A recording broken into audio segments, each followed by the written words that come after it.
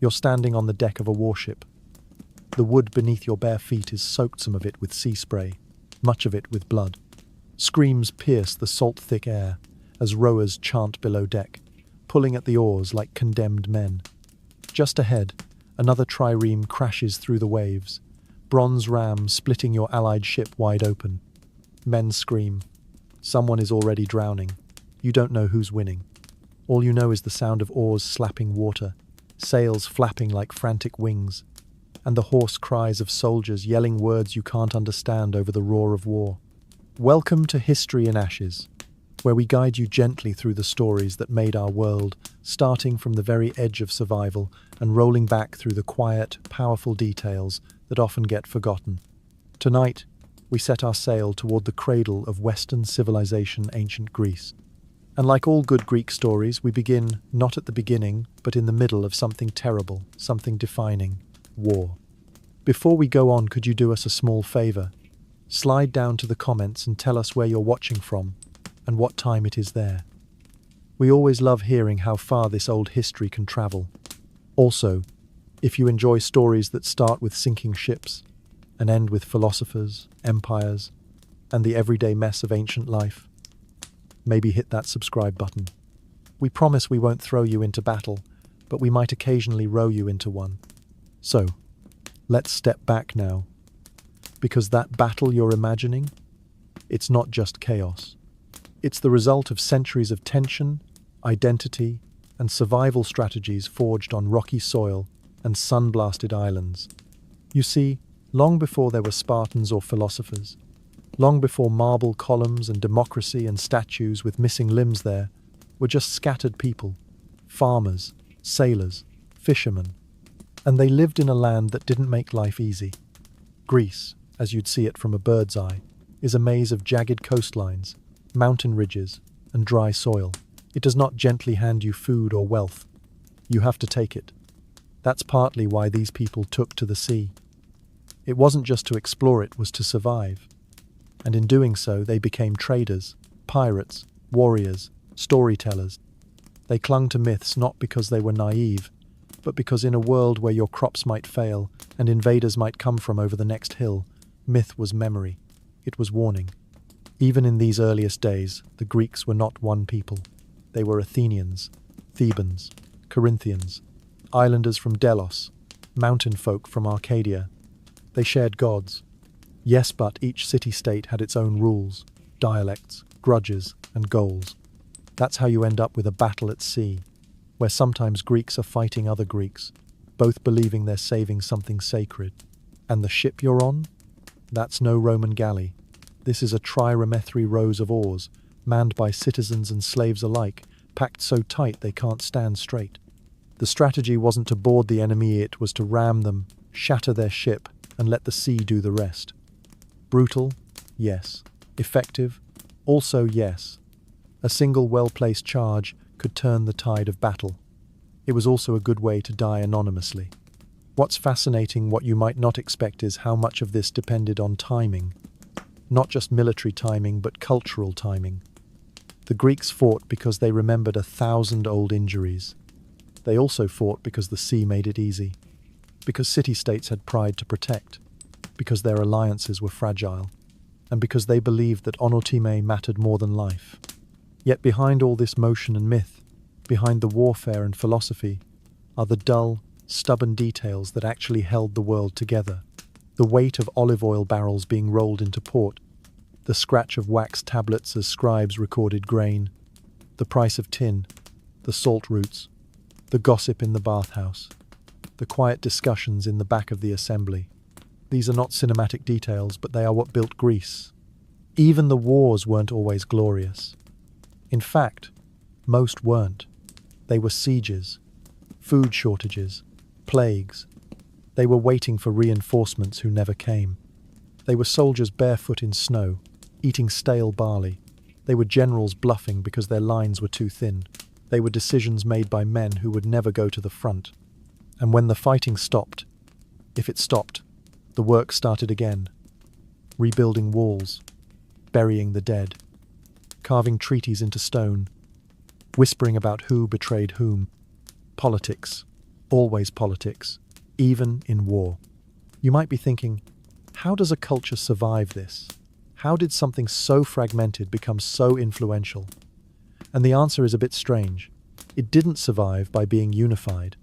It survived by constantly arguing with itself. About everything. About the gods. About what made a man good. About whether you should farm wheat or trade for it. About who should lead. About whether a tyrant might be preferable to a democracy if the democracy can't stop arguing. And while all this was happening, while ships rammed and temples rose and farmers prayed for rain, something else was quietly growing. Identity. A Greekness that wasn't geographic. It was cultural, mythic, rooted in language, ritual, and the shared memory of Troy. That's what held them together when it mattered. When someone like Persia came knocking with hundreds of thousands of soldiers and a plan to wipe the Greeks off the map, suddenly these city-states that couldn't agree on anything decided, for a little while, to agree.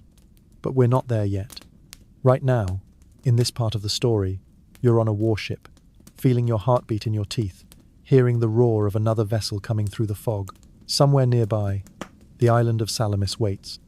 The outcome of this war will decide whether the Greeks remain free or fall under empire.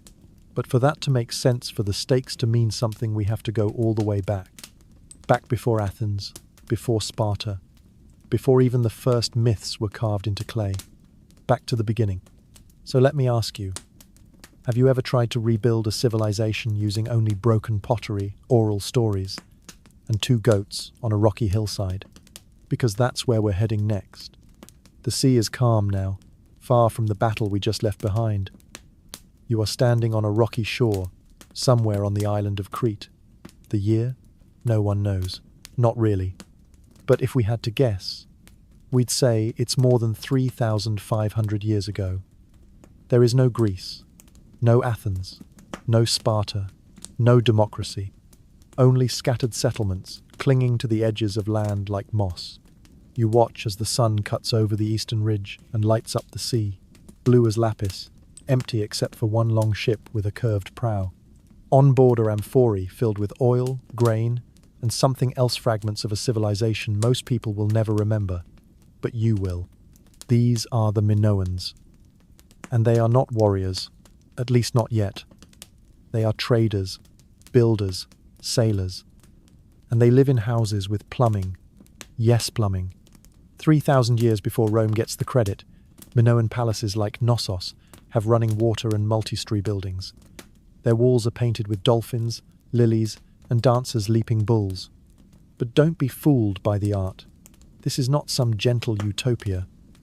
The Minoans are masters of control, economic, cultural, and probably religious. They organize their entire society around palatial centers, redistributing goods, managing storage, and keeping records on clay tablets in a script called Linear A, which to this day has never been fully deciphered. They wrote it, but we don't understand it. Their thoughts remain locked inside. What we do know is this: they had power. Not the kind with armies, but the kind built on ships, trade, and trust. Their ships reached Egypt, their goods made it to Anatolia, and their influence stretched north to a scrappier, more rugged landmass you now call mainland Greece. There, a new kind of people were watching. These were the Mycenaeans. Rougher, more militarized, obsessed with fortresses and gold. If the Minoans were the silent administrators of the Bronze Age, the Mycenaeans were its iron grip. They adopted the Minoan scripts, redesigned their art, and Athene eventually replaced them. By the time you stand in a place like Mycenae, centuries have passed. You look out over high stone walls with narrow gates designed to choke invaders. Inside are tombs-deep shafts filled with gold masks, weapons, and jewelry. The dead here were buried like kings. In fact, one mask was so stunning that 19th century archaeologist Heinrich Schliemann believed he'd found Agamemnon himself. He hadn't, but the myth fit. Mycenaean Greece wasn't just powerful, it was literate. These people used a script called Linear B, an early form of Greek that we can read. Their tablets speak of offerings, land grants, grain shipments, and taxes. The usual stuff, really. The kind of data that lets a civilization hum in the background, quiet, organized, stable, until it wasn't. Because sometime around 1200 BCE there's a silence. Cities are burned. Fortresses are abandoned. Trade routes vanish. The palaces fall. Not just in Greece, but across the eastern Mediterranean. The Minoans are already gone. The Mycenaeans collapse next. Egypt barely hangs on. And history enters what we now call the Bronze Age collapsy mystery, so deep that even today we're still guessing. Famine? Maybe. Invasion? Possibly. Earthquakes, internal revolt, a breakdown of systems? All likely. What we know for sure is this. The people stop writing. Linear B disappears. Architecture declines. Pottery gets simpler. And the Greeks forget how to read. Think about that. For centuries they wrote things down. Tracked goods, managed palaces. Then, for reasons still unclear, they forgot. You live now in the Greek Dark Age. If you're a farmer, your tools are made of iron now not because it's better, but because bronze is harder to get without trade. You barter, because coinage hasn't been invented yet. You pray to gods whose names are starting to sound familiar: Zeus, Hera, Poseidon, but they are local, not yet part of an organized pantheon. There are no great armies, no monumental buildings, no plays, no politics. But there is memory, not the kind written down, but sung. Bards carry stories from village to village, long poems about heroes and gods. Names like Achilles and Odysseus flicker into being, probably based on real people, but reshaped over time. The Greeks of this age remember Troy not as a historical event, but as a cautionary tale, a myth, a cultural core. Memory becomes survival. And so, while cities burn and writing fades, the culture holds on not in records, but in rhythm. Through oral tradition, children grow up listening to stories about cleverness, honor, and fate. These stories will outlive kingdoms.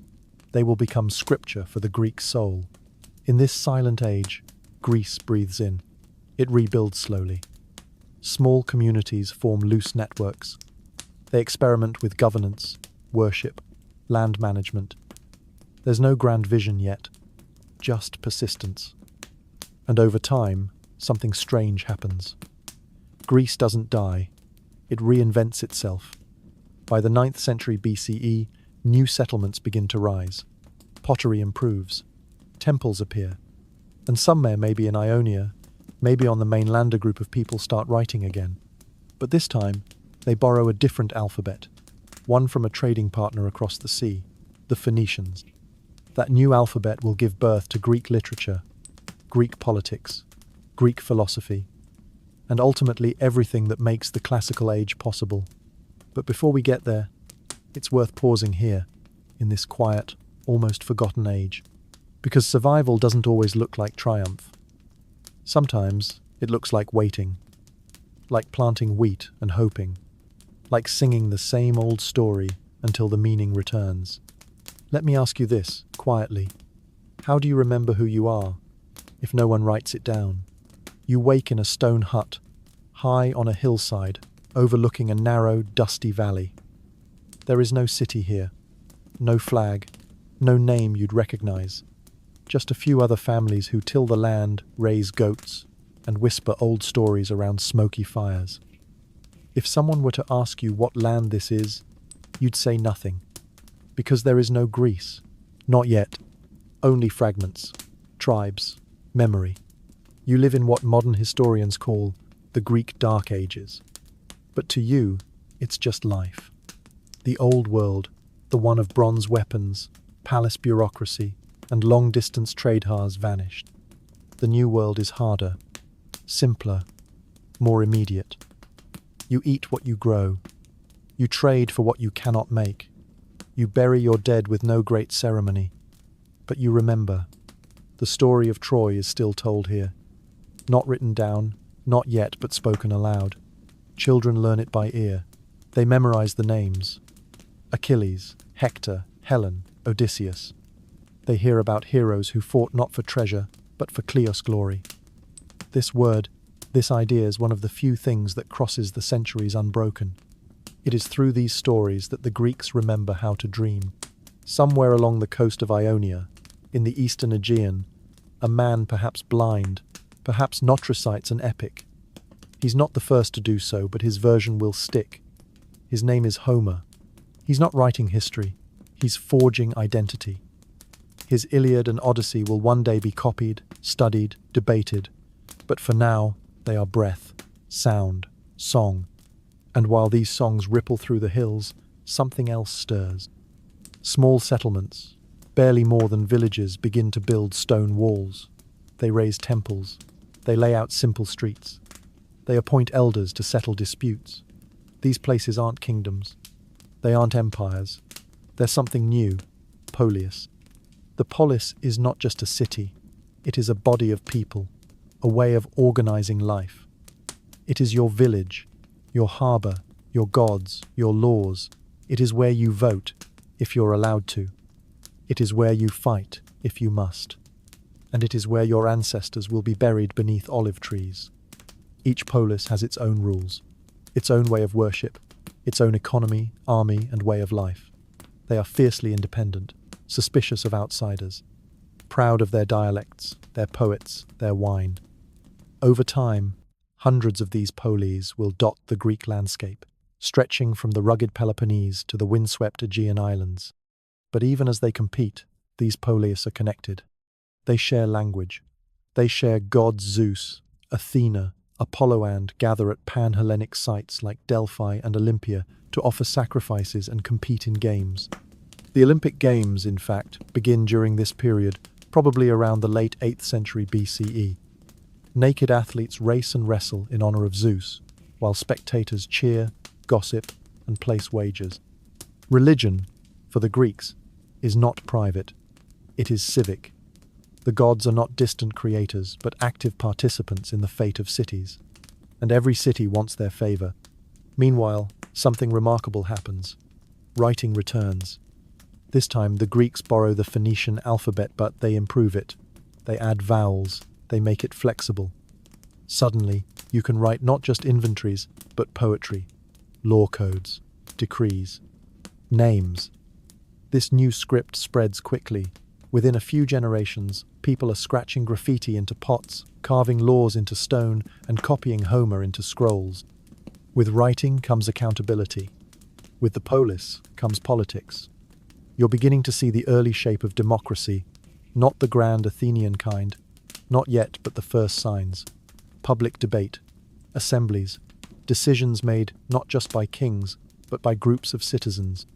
It's messy, it's limited, and it's real. The economy also begins to shift. Coinage is invented in Lydia, in Asia Minor, and quickly adopted by the Greeks. Silver coins bearing owls, turtles, and lion heads make trade easier. Merchants thrive. Artisans organize workshops. Temples double as treasuries. Wealth becomes portable, measurable, taxable, and as wealth grows, so does inequality. The aristocrats' landowning families with old names and longer shadows begin to dominate politics. In many polis, power becomes hereditary, cloaked in tradition. But not everyone accepts this. Some cities experiment with reform. Some fall into tyranny. Not all tyrants are cruel, by the way. The Greek word tyrannos simply meant someone who seized power outside the traditional order. Some tyrants were popular. Some were monsters. But none of it lasts forever, because the polis is restless. It evolves constantly. It fights within itself and against its neighbors. It learns, and slowly it becomes more confident. By the end of this age, roughly around the early 7th century BCE, you begin to see the outline of classical Greece. Cities like Corinth and Thebes are expanding. Athens is growing in ambition. Sparta is becoming something very strange, very strict, and very dangerous. But those are stories for later. For now, what matters is that the Greek world has returned to the stage, not as a unified nation, not as an empire, but as 1,000 voices arguing at once. And here's a thought to take with you as you drift off or let this play on. How does a people scattered across hills and islands, with no king and no capital, build a civilization that shapes the entire future? We'll start to answer that one city at a time. You step onto a narrow dirt road. It curves through olive groves and thorny brush, past simple farms and stone shrines. There's a small cluster of buildings up ahead, mud brick houses with tiled roofs, a square with a well, a temple to Athena, or maybe Apollo. This is a polis. It may not look like much, but this tiny city-state is where everything changes. And there are hundreds of them. Corinth, perched on the narrow isthmus that connects mainland Greece to the Peloponnese, is already trading pottery and perfumes. Thebes, surrounded by farmland, keeps a wary eye on its neighbours. Argos is building up its wealth and prestige. And Athens, still young, still disorganized, is quietly beginning to dream. But perhaps the strangest one is Sparta. Tucked in a fertile valley behind mountains, Sparta is unlike any other polis. From the outside, it's a military camp disguised as a city. Spartan boys are taken from their families at age 7. They're enrolled in the agoge, a brutal training system that hardens them into soldiers. They're starved, beaten, drilled, taught to speak little, fight hard, and die without complaint. You might think this is cruelty. The Spartans call it discipline, but the reason for this harshness is fear. You see, the Spartans once conquered their neighbours, the Mycenaeans, and turned them into Helot state-owned serfs. These Helots vastly outnumber the Spartans. Rebellion is always possible. So, Sparta becomes a fortress not of walls, but of bodies and rituals. Every male citizen is a soldier. Every decision, every custom, is designed to suppress the Helots and preserve Spartan dominance. There's no coinage here, no art to speak of. Very little trade, just land, war, and silence. It's easy to see Sparta as an outlier, but in truth, each polis is experimenting with power, with culture, with survival. Some lean into aristocracy, ruled by councils of noble families who trace their bloodlines to mythic heroes. Others try tyranny, seizing power through force or popularity. Still others begin laying the groundwork for something radical: popular assemblies, citizen juries, laws that apply to all. And it's not just politics that changes. Religion too is reshaped. The Greeks begin organizing large, shared sanctuaries in neutral territories. Delphi, Olympia, Nemea, Delos. These pan-Hellenic centers are not cities, they belong to everyone, or to the gods. At Delphi, pilgrims from across the Greek world climb the mountain path to ask the Pythagoras, priestess of Apollo, for guidance. She sits on a tripod, breathing in fumes from beneath the earth, and gives cryptic answers. Her words are vague but powerful. Kings, tyrants, and generals all listen. Meanwhile, the Olympic Games become more than sport. They are a declaration of shared identity. For a few days, even enemies suspend their wars to race, wrestle, and hurl javelins in the nude. Victors gain fame, but more importantly, they gain Cleosa, name remembered. Art also begins to take shape. Vase painting becomes a language of its own. Black figure scenes of warriors, gods, and monsters decorate everything from drinking cups to funerary urns. Sculptors experiment with proportion, symmetry, and the human form. The Kouros statues young male figures standing stiff and straight mark the early efforts to capture life in stone. And then there's poetry. Homer may be the grandfather of Greek verse, but others rise. Hesiod, who writes about farming, justice, and the lives of the gods. Archilochus, who writes biting, personal lyrics. Sappho of Lesbos, whose poems speak of longing, beauty, and love with such clarity that fragments of her work still echo today. All of this unfolds within the polis, which becomes not just a place to live, but a place to belong. To be Greek in this age is not about race or language alone. It's about participating in this strange, scattered experiment. You farm your land.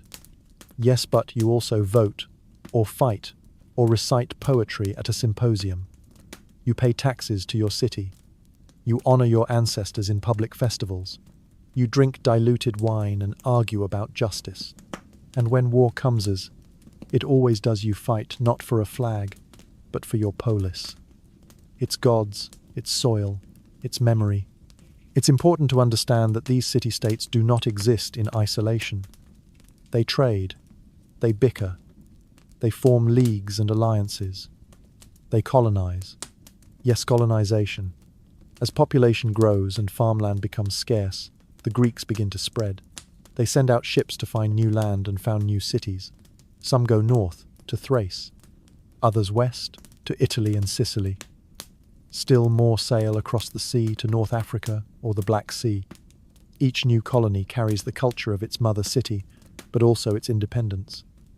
Soon, Greek settlements dot the entire Mediterranean, bringing their gods, language, and customs wherever they go. But these new ventures also bring contact with foreign powers. The Lydians, with their gold. The Phoenicians, with their ships. The Egyptians, with their temples. And, quietly growing in the east, the Persians. For now, the Greeks are still too fractured to worry. Their focus remains inward and local politics, temple building, and land disputes. But storms are coming, and some polis will soon begin to look beyond their borders, wondering what it means not just to be a city, but to be Greek. So as you finish walking this quiet road past a shepherd tending his goats, a potter spinning his wheel, a priest lighting incense, you might ask yourself, how do you build something unified? From pieces that never want to fit. You are not born free here. Not exactly. In Sparta, you are born into a system so rigid, so absolute, that your life is planned before your first cry. If you are male, your mother bathes you in wine to test your strength. If you fail to respond, if your body is deemed weak or malformed, you will not be raised.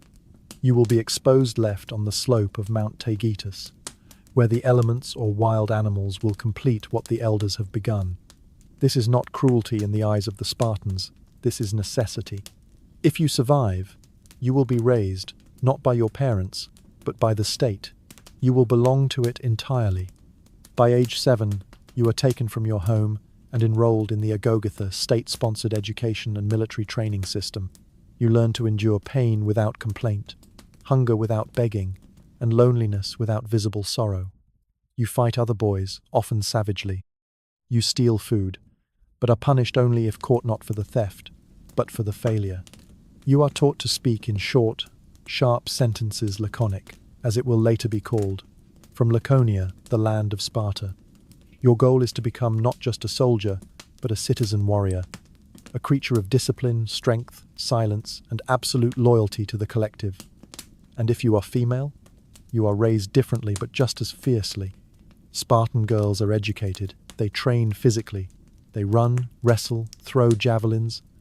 They are expected to bear strong sons, yes, but also to speak their minds, to manage estates while men are at war, to sing songs of pride and insult. A woman in Sparta can own property, inherit land, and command respect. In some ways, more than in any other Greek city, women here are free. But that freedom exists only within the walls of Sparta. Outside, the land is ruled by fear. The majority of people in this region are not Spartans. They are Helot state-owned serfs who work the land and feed the warrior elite. They are bound to the soil. They have no rights. They are watched carefully, controlled ruthlessly. Each year, the Spartan government formally declares war on the Helots, allowing its citizens to kill them without religious penalty. This is not just intimidation, it is policy. Young Spartans are sent out in secret missions to assassinate promising Helots. It's called the Cryptia, a training exercise, a culling, a warning. Sparta is not a city of wall-sit, doesn't need them. Its strength is in its soldiers, trained from childhood, unafraid of death. Other cities call it harsh. The Spartans call it order. Their political system reflects that discipline. 2 kings rule together, but their power is checked by a council of elders, the Gerousia, and 5 elected officials called ephors, who oversee daily life and discipline. The assembly of male citizens can vote, but real power is carefully balanced, always watching itself. There are no artists here, no philosophers, no playwrights. Sparta is a machine, and yet it fascinates. Even the Athenians, who will later clash violently with Sparta, can't help but admire it. The discipline, the clarity, the purity of purpose. In a world of shifting alliances, luxurious appetites, and fragile democracies, Sparta seems unchanging. It does not seek empire. It does not crave wealth. It wants only to endure, and in that, it becomes mythic. But what does that endurance cost? A Spartan man may live most of his life in barracks, even after marriage. His children will know him more as a commander than a father. His culture will value conformity above creativity, obedience above innovation. Sparta will produce no great philosophers, no towering temples, no enduring literature. Its legacy will be carved not in stone, but in blood and fear. And yet, when the Persian threat looms on the horizon, it is Sparta the Greeks will look to, not because they love it, but because they know it will not bend. Because in Sparta, there is no individual glory, no private ambition, only the city, only the Phalanx, only the cold, silent discipline of a people who trained their entire lives for one thing, to stand, shield to shield, and not move. So tonight, as you drift through this memory of Sparta, think of the quiet terror of stability, of what a society must give up to remain unmoved, of what's lost when survival is the only virtue. And ask yourself, can something last forever if it refuses to change? You arrive by boat. The sea is calm. The sun hangs low over a city built on a hill, Athens. There are no towering monuments yet, no marble columns or philosophers strolling in white robes. Just a dense sprawl of homes and workshops, smells of fish and smoke, the sound of hammers and shouting merchants. This is Athens before the glory, before the drama. But already something strange is happening here. Where Sparta suppresses the individual, Athens begins to explore what one person can be. The land itself is poor, rocky, dry, with thin soil. Not much to boast about. But the Athenians, like many Greeks, turn limitation into advantage. They don't conquer fertile neighbors, they trade. They don't isolate, they connect. They don't enforce silence, they argue. And the arguments will change the world. At first, Athens is ruled by kings, then by aristocrats, wealthy landowners, who dominate the land and the laws. Power is hereditary, hoarded, unquestioned. But over time, cracks appear. Small farmers fall into debt.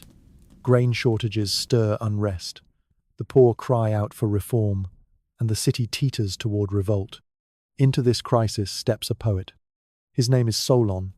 He is no soldier, no tyrant, just a man with a reputation for fairness and a gift for words. Solon is appointed archona, sort of magistrate with extraordinary power to reform Athenian law. And what he does is remarkable. Not violent, not radical, but careful, deep, and lasting. He cancels debts that enslave the poor. He forbids borrowing against one's body.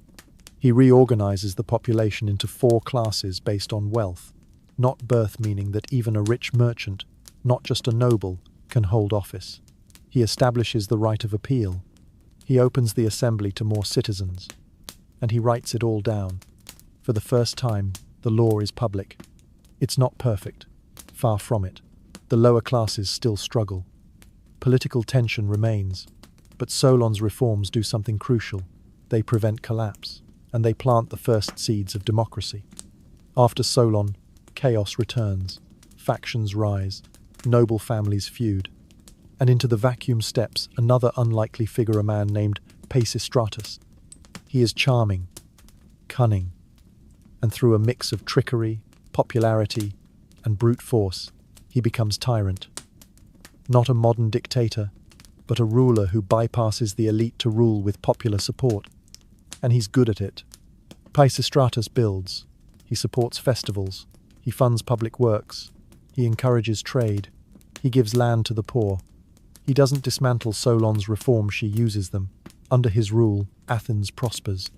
His sons inherit power, but their rule ends in blood and rebellion.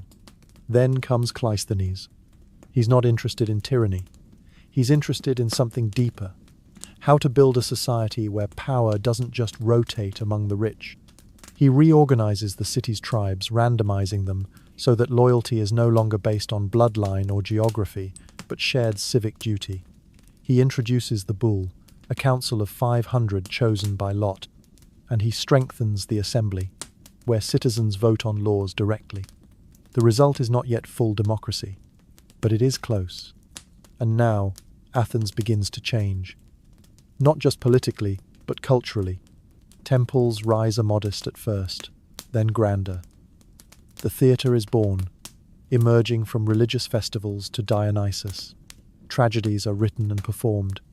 Music, sculpture, and painting flourish. Potters export their wares. Philosophers question old truths. Citizens gather in the Agora public square to buy figs, debate politics, and shout about justice.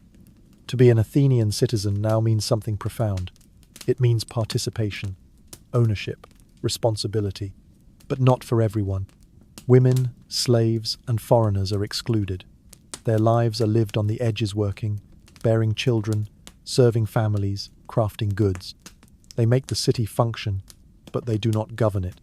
Still, even with this injustice, something in Athens feels alive, because for the first time in history, large numbers of people are shaping their own future, not through conquest, but through debate.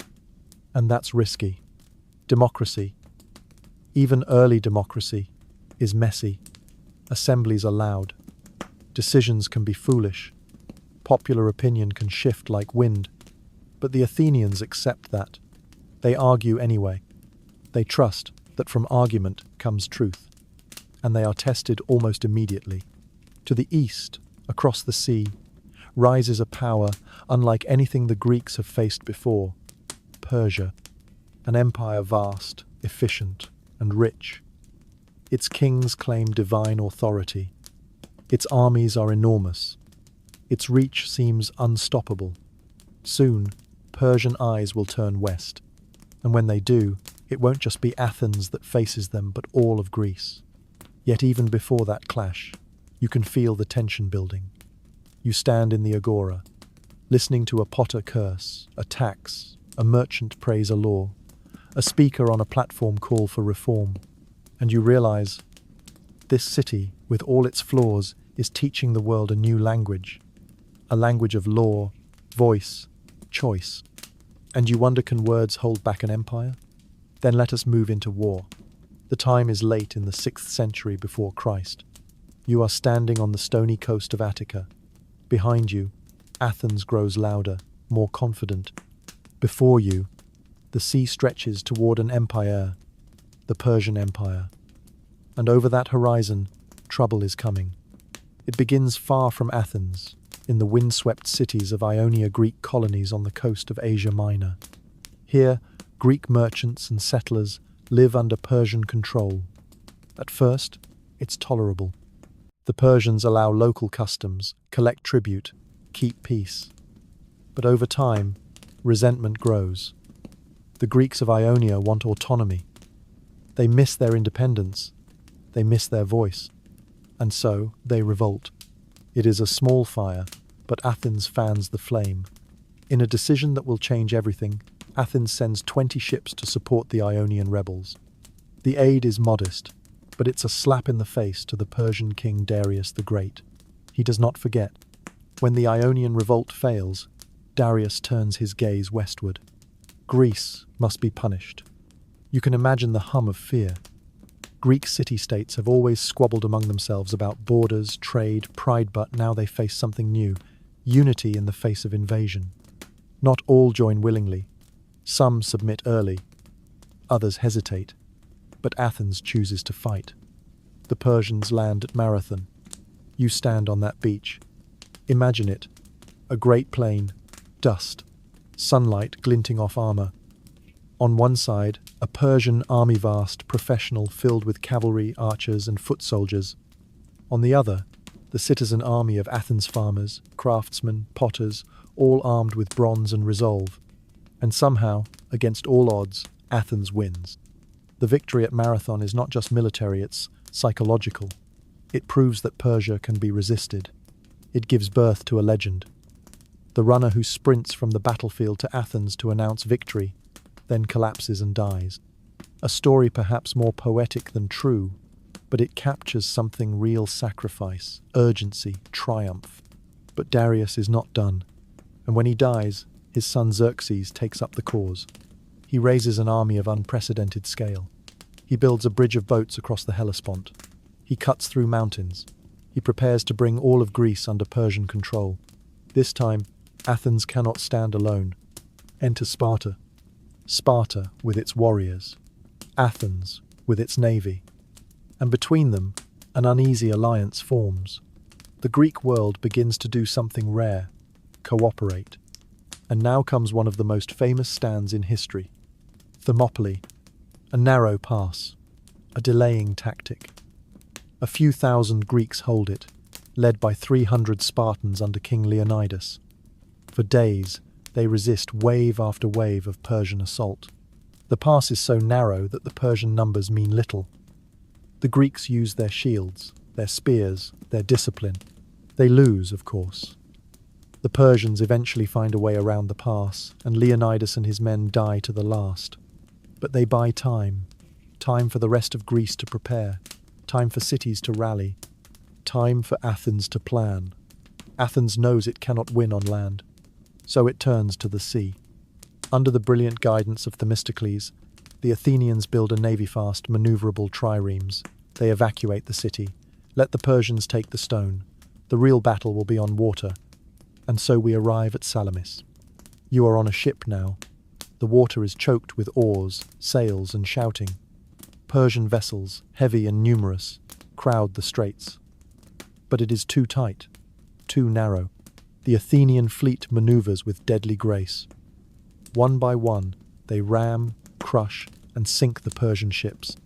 Xerxes watches from the shore, and he flees. The Persian threat doesn't end their one final defeat at Plataea. The following year finally ends the invasion, but the tide has turned. Athens has survived. More than that, it has changed. Victory gives Athens confidence, glory, a new self-image. No longer just one city among many, it sees itself now as a protector of Greece, a beacon of freedom, a rising star, and it acts like one. A league is formed, the Delian League, initially as an alliance of Greek city-states to defend against Persia. But Athens quickly dominates it. Member cities pay tribute. Their ships fly under Athenian command. And soon, the League is no longer an alliance. It is an empire. Athens grows rich. Gold pours into the city. Temples rise. The Parthenon gleams atop the Acropolis. Sculptors carve marble gods. Playwrights stage tragedies. Philosophers ask dangerous questions. The city becomes the cultural heartbeat of the Greek world. But this glory rests on uneasy ground. Much of it is built on the labor of other tributes from allies who have become subjects, slaves who work the mines, women who raise families but remain voiceless. And always, there is Sparta, watching. The two cities, so different in culture, values, and ambition, are drifting toward conflict. But for now, in this moment, after Persia's defeat, there is pride, there is light. There is a city transformed by war, no longer just surviving, but flourishing. You walk through the agora and see it in the faces of citizens, this belief that they matter, that their voice shapes the world. But you also sense the weight of it, the arrogance, the brewing storm. Because when one city rises, others feel threatened. And when pride mixes with power, war is never far behind. Then step carefully now, because peace is already a memory. The Persian threat may have united the Greek city-states, but unity is a fragile thing. And as Athens grows richer, more confident, more imperial, it begins to forget the fine line between leadership and domination. What began as an alliance becomes something closer to coercion. Ships from allied cities are absorbed into the Athenian navy. Tribute turns from voluntary to mandatory, and those who try to leave the Delian League find themselves under siege. You stand now in a smaller Greek city, perhaps on the island of Naxos. You see Athenian triremes approaching in the harbour. You know what they mean. They mean your city refused to pay. They mean punishment. They mean Athens is not just defending freedom anymore, it's defining it on its own terms. This is not lost on Sparta. Sparta, for all its austerity and conservatism, sees itself as the rightful steward of Greek values. It's a city of warriors, not philosophers. A place where power is not debated in the agora, but earned on the battlefield. And as Athens flexes its muscles across the Aegean, Sparta sees something intolerably hubris. So begins a long, slow drift into war. It won't come quickly. It takes decades. Small conflicts, erupt proxy wars, shifting alliances, political manipulation. Athens sides with Corcyra against Corinth. Sparta grows uneasy. Corinth threatens to leave the Peloponnesian League. Tempers flare. And finally, war breaks. This is no short campaign. The Peloponnesian War, as it will later be called, stretches across nearly 3 decades. And unlike the Persian Wars, this is Greeks fighting Greeks. Civil war, in a sense, brother against brother, city against city. In the beginning, Athens seems invincible. Its navy is unmatched. Its walls connect the city to its port, Piraeus, creating a supply line that cannot be broken. Pericles, the great statesman, urges the Athenians to stay within the walls, avoid land battles, let the sea be their strength. It works for a while, but then, something Athens cannot control seeps through the city gates. Plague. It spreads fast, through crowded homes, through marketplaces, through ships and families and soldiers. You hear coughing in the streets. You see the pyres burning all night long. Estimates suggest 1/3 of the population dies, including Pericles himself. The city survives, but it is shaken. New leaders rise, more aggressive, more reckless. They seek total victory, not just survival. And this is where Athens begins to undo itself. Enter Alcibiades. Young, brilliant, charismatic, unstable. He is both a product and a warning of the Athenian spirit, bold, persuasive, dangerously confident. He proposes something bold, an expedition to Sicily, a chance to strike at the western reaches of Sparta's allies, a chance for glory, riches, expansion, but it is a disaster. The fleet sails. Alcibiades is recalled to Athens to stand trial for sacrilege. Instead, he defects to Sparta. The invasion fails. Thousands of Athenian soldiers are killed or imprisoned. And back home, the city's golden aura begins to tarnish. Sparta sees its moment. With Persian gold now supporting Themis, that same empire they once fought together, Sparta builds a navy. A good one. And with it, they cut off Athens' lifelines. No more grain from the Black Sea. No more secure sea lanes. No more safety. Athens is starved into surrender. You walk the streets of the city now, and you don't see marble or poetry. You see desperation. Thin children. Graffiti scraped into stone. The proud navy rotting in harbour. And finally, the Spartan commander Lysander sails into the port. The long walls are torn down. Democracy is replaced by an oligarchy. The war is over. But at what cost? Tens of thousands dead. Cities ruined. Treasuries emptied. Alliances shattered. The Greek world is no longer confident, is fractured, weary, confused. Even Sparta, now the nominal victor, finds itself unable to maintain control. It governs poorly. Other cities resent it. The balance of power has shifted, but no one seems to know what it shifted into. You, once a citizen of Athens or Corinth or Thebes, now live in a world where the old certainties have collapsed. The gods feel distant, the poets are bitter, and somewhere, quietly, a student of Socrates writes down the story of a cave, because something else is happening underneath all this war. In the midst of conflict and decay, minds are sharpening, ideas are forming. Plato is watching. Aristotle is growing. The next great chapter of thought is being sketched in the ruins of empire. But for now, Greece is broken. What happens when a civilization that once taught the world what it means to be free becomes a cautionary tale? We will find out. Then open your eyes again, but softer now. The shouting has faded. The armies have dispersed. The Peloponnesian War is over, but the dust has not yet settled. And what lies before you is not triumph, but uncertainty. You walk through Athens, but it is not the Athens you remember. The marble still stands, the Parthenon still casts its shadow, but the soul of the city has changed. Its pride is bruised. Its democracy, once the model of the ancient world, is fragile. For a brief time, an oligarchy known as the 30 Tyrants ruled, backed by Sparta. They were violent, purging the city of their enemies, seizing property, creating fear, but they did not last.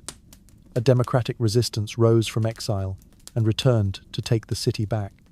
Yet something is different. You can hear it in the voices in the agora. The debates are quieter, more cautious. The wounds of civil strife do not heal quickly. And at the center of it all stands an aging man in simple clothes. Socrates. He is not rich, not politically powerful, but he is dangerous. Because he asks questions. What is justice? What is virtue? What do we truly know? In a time when Athens is trying to rebuild, to restore confidence, Socrates is a threat to certainty. He does not offer answers. He tears them apart. He shames proud men in public. He mocks the pretense of knowledge.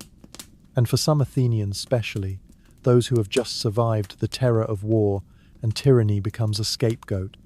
In 499 BCE, Socrates is put on trial. The charges are impiety and corrupting the youth. But the truth is less legal than emotional. He makes people uncomfortable. He challenges the foundations of the society they're trying to patch back together. You sit in the court that day. You hear his defense measured, calm, sharp. He does not beg. He does not flatter. He tells the truth as he sees it. And for that, he is sentenced to death. He drinks the hemlock. His death will ripple through time, more powerful than the verdict intended. His student, Plato, will write dialogues that preserve not just his ideas, but his method. And Plato's student, a boy from the north named Aristotle, will take those ideas and turn them into blueprints for logic, science, and politics. But that is still to come. In the immediate aftermath of the Peloponnesian War, Greece is no longer a land of great unity or shared vision. It is a patchwork of city-states, Thebes, Corinth, Argosy, vying for influence in a world grown cynical. And Sparta, the supposed victor, finds that winning a war is not the same as winning peace. Sparta tries to dominate the Greek world, but its model a strict, closed society built around military services not well suited for empire. It has no navy worth the name. Its alliances are shaky. Its treatment of subject peoples breeds resentment. Thebes begins to rise. It's not as well remembered as Athens or Sparta, but for a brief moment, Thebes becomes the most powerful city in Greece. Its general, Epaminondas, reforms the military. He trains a professional army.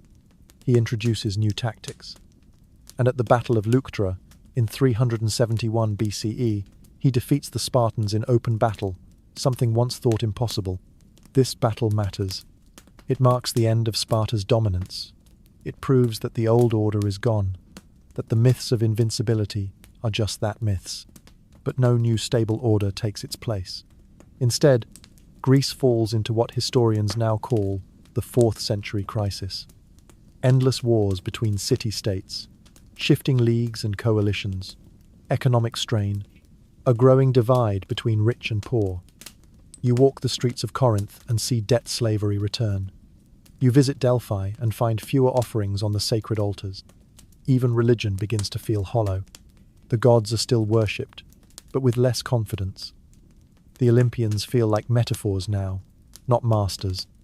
In their place rise new ideas, mystery cults, Orphic rites, philosophical systems promising clarity in a murky world. And somewhere, far to the north, in a rough and mountainous kingdom called Macedon, a boy is being tutored by Aristotle. He will grow into a name you know well, but that's still ahead. Here in the heart of Greece, you feel the air tighten. The energy that once built temples, wrote tragedies, and invented democracy now feels scattered. not gone but waiting. As if all the brilliance of the Greek mind has curled inward, waiting for something, or someone, to give it direction again. And when that moment comes, it will not come from within the walls of Athens, or the fields of Thebes, or the dusty plains of Sparta. It will come from beyond them, from a place the Greeks once mocked as uncivilized. From the north. So now, let me ask you this. What does it mean when the most powerful ideas outlive the people who first created them? Can a civilization survive through its thoughts, even when its cities fall? You are in a palace now, but not one like the ones in Athens. This is Pella, the capital of Macedon.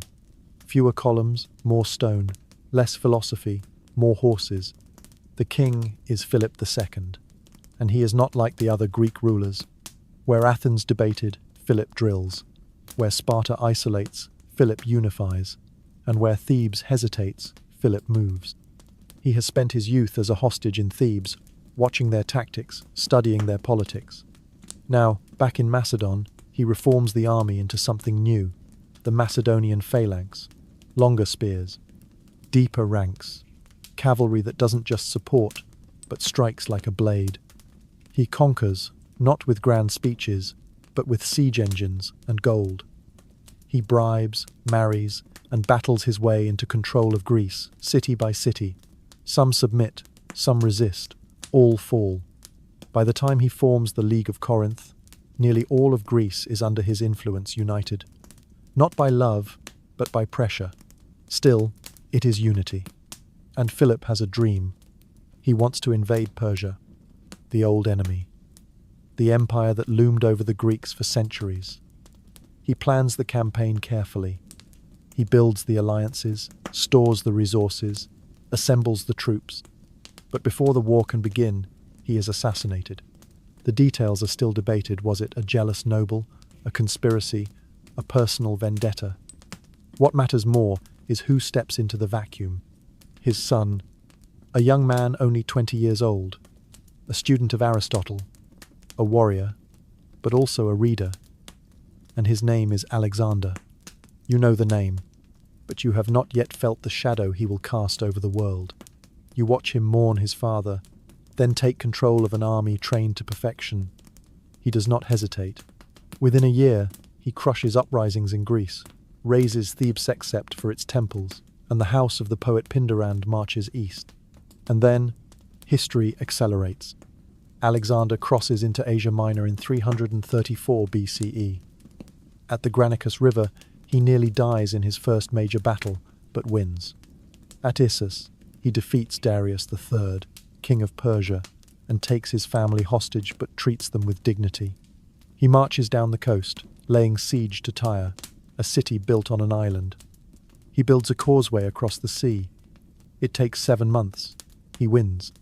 He enters Egypt, is hailed as a liberator, and founds a city, Alexandria. He visits the oracle at Siwa, and it tells him what he may already believe, that he is the son of a god. And finally, at Gaugamela, he breaks the Persian army for good. Darius flees, then is killed by his own men. Alexander becomes king of kings, not just ruler of Macedon or Greece, but master of the Persian Empire, the largest the world had ever known. And yet, he does not stop.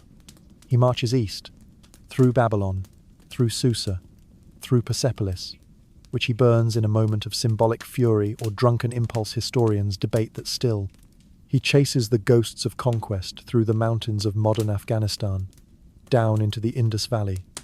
He fights Indian kings with war elephants, and still he wins. But by then, his army is tired. They have been marching for nearly a decade. The promise of glory has dulled.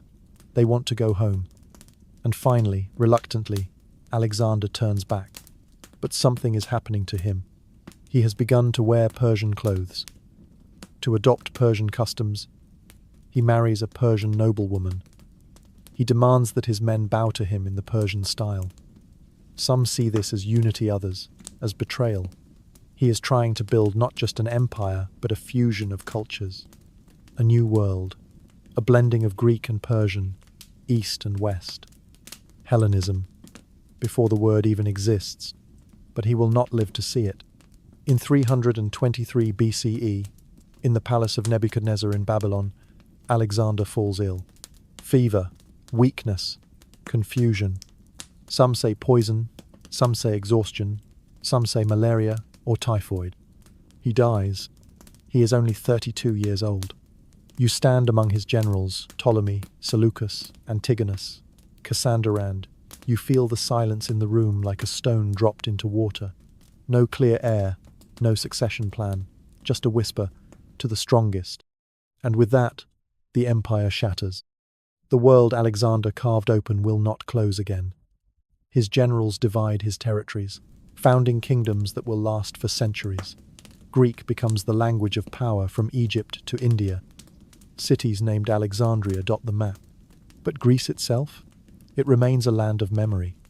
You walk back into Athens, now under Macedonian rule. The philosophers still teach. The statues still stand.